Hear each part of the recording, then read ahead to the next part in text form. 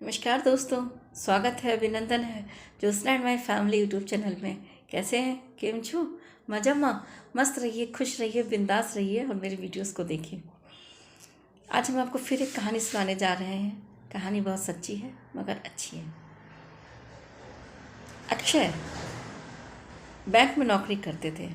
अपने माता पिता के साथ में रहते थे। अपने माता पिता से बहुत प्यार करते थे और माता पिता इनसे बहुत प्यार करते थे। दो भाई थे अक्षय, एक बहन थी। बहन की भी शादी हो गई, बच्चे ये दोनों। इनकी भी शादी की नौबत आ रही थी। खैर, बैंक में सर्विस करते थे तो शादी भी अच्छी हुई। चूँकि इनकी पत्नी का नाम शालिनी था और अच्छे घर से बिलोंग करती थी। बात अच्छे घर की से क्या मतलब होता है कि आप बहुत ऊंचे फैमिली के हैं तो अच्छा घर हुआ। आप में संस्कार भी होने चाहिए। खैर, शालिनी की शादी अक्षय से हो गई। शालिनी बहुत ही थोड़ा सा रूड नेचर की थी। हर हर बात उनको पसंद नहीं आती थी। ज़्यादा हंसी मजाक, ज़्यादा इठलाना, ज़्यादा माँ बाप के साथ रहना, वो सब चीज़ें कुछ लाइक नहीं करती थी। कुछ अलग ही उनकी एक वो थी। जब शालिनी की शादी अक्षय से हुई तो शालिनी ने कहा, अरे मैं तो यहाँ नहीं रह पाऊँगी, ये घर कैसा है, अजीब मुँह बना बना के, और तुम अपने फादर के साथ में रहते हो, मदर फादर के साथ में रहते हो, आई डोंट लाइक, मुझे ये सब पसंद नहीं। तो अक्षय ने कहा, क्यों? मैं बहुत दिन, क्योंकि चूँकि बैंक में नौकरी करते थे तो कई साल बाहर रहे। उसके बाद उन्होंने लोकल अपने उसमें होम टाउन में ही ट्रांसफ़र करा लिया। तो अक्षय के मम्मी पापा और शादी हो गई तो उनकी पत्नी भी आ गई। तो यही अक्षय सोचते थे कि अब पत्नी भी आ गई है तो मैं, मेरी मिसेस और मेरे मम्मी पापा चारों लोग साथ में रहेंगे। छोटा भाई दूसरी जगह जॉब कर रहा था। क्योंकि अक्षय अपने माँ बाप को बहुत रेस्पेक्ट देते थे और माँ बाप भी अक्षय को बहुत प्यार करते थे। दोनों में एक बहुत अच्छा, एक बाप बेटे का और एक माँ बेटे का बहुत अच्छा रिश्ता था। ये बात शालिनी को बहुत अच्छी नहीं लगती थी। शालिनी को बहुत ही एक अलग सी उनको प्राइवेसी चाहिए होती थी कि नहीं, मैं तुम्हारे माँ बाप के साथ नहीं रह सकती, मुझे घूमने नहीं देते, मुझे जाने नहीं देते। जबकि बिल्कुल अक्षय के यहाँ आज़ादी थी। शालिनी कहीं भी जाए, शालिनी कहीं भी घूमे, सब कुछ आज़ादी थी। लेकिन शालिनी को उनके माँ बाप के साथ रहना अच्छा नहीं लगता था। रोज़ शालिनी किसी न किसी बात पे अक्षय से लड़ाई करती कि नहीं, मैं नहीं यहाँ रह पाऊँगी, मुझे कहीं अलग मेरा घर कर दो, कहीं मुझे दूर अपना ट्रांसफ़र करा लो, कहीं ऐसा है कहीं वैसा है। खैर, वक्त गुजरता चला गया। अक्षय के भी दो बेटे हो गए।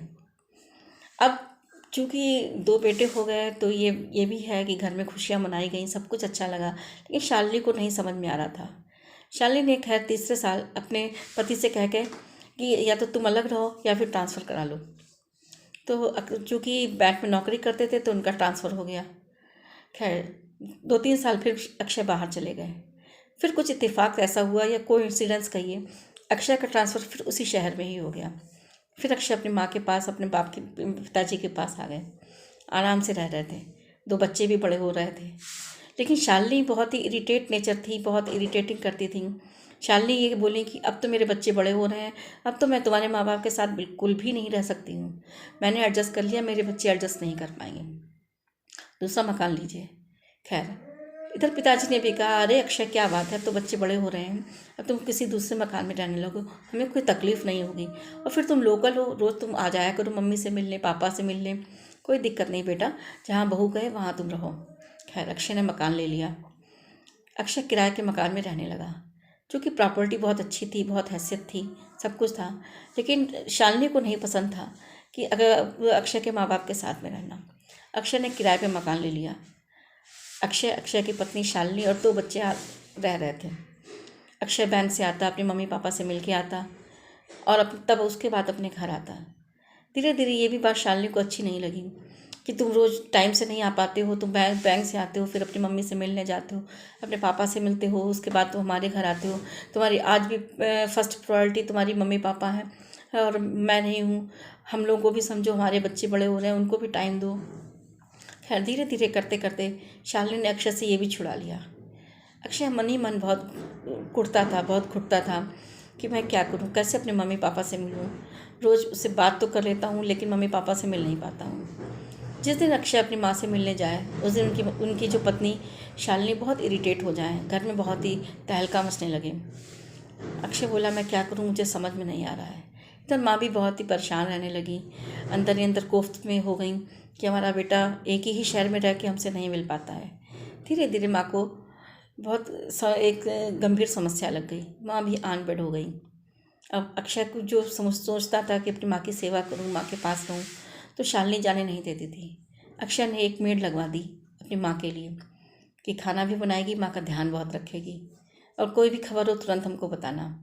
अक्षय कहीं ना कहीं टाइम निकाल के अपनी माँ से मिलाता था, लेकिन शालिनी को ये बात बिल्कुल नहीं अच्छी लग रही थी कि उसके माँ बाप बिल्कुल छोड़ दो।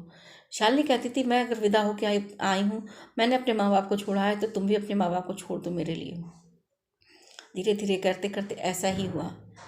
इधर अक्षय ने अपने माँ बाप को छोड़ना क्या शुरू कर दिया कि अक्षय मिल ही नहीं पाता था। कभी बैंक की छुट्टी नहीं हो पाती थी, तो कभी शालिनी का इरिटेटिंग नेचर, बहुत परेशान होने, कभी बच्चे बीमार, कभी कुछ कभी कुछ, कभी अब रोज़ की जगह कभी कभी हफ्ते में वो अपनी मम्मी पापा से मिलने जाता था।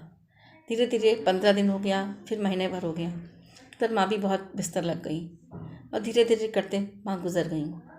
अक्षय को बहुत सदमा लगा कि ये क्या हो गया, मैंने अपनी मम्मी पापा को छोड़ा, मेरी माँ बिल्कुल बीमार हो गई, मेरी माँ बिस्तर लग गई, अब मैं क्या करूँ, कुछ समझ में नहीं आ रहा।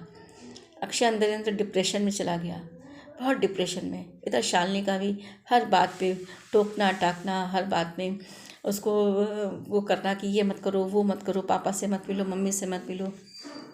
अक्षय ने कहा, तो मेरे पापा ही रह गए, मुझे अपने पापा से मिलने दिया करो।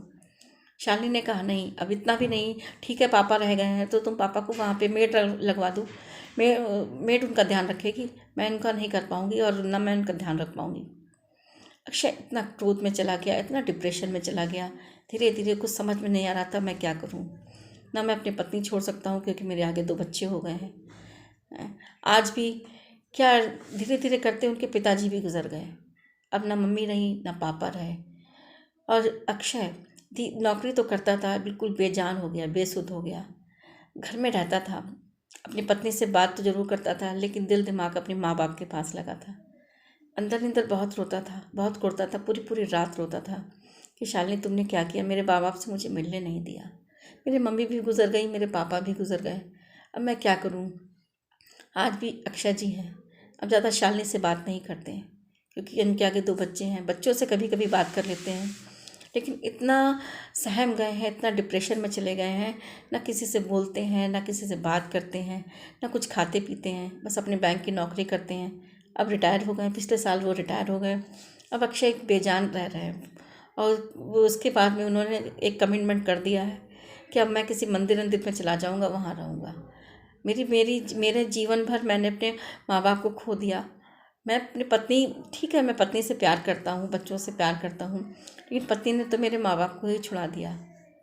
अब अक्षय जी ने भी घर छोड़ दिया। अक्षय जी एक मंदिर में चले गए हैं, मंदिर में रह रहे हैं, भगवान की पूजा करते हैं, अध्यात्म से जुड़ गए हैं, सबका ध्यान रखते हैं, हर इंसान के रूप में अपने माँ बाप को देखते हैं कि ये मेरी माँ है, ये मेरे बाप हैं, ये कहीं ना कहीं वो इतना प्यार उमेड़ते हैं, कहीं ना कहीं किसी की सेवा करते हैं तो किसी को प्रेम देते हैं, किसी से प्रेम लेते हैं।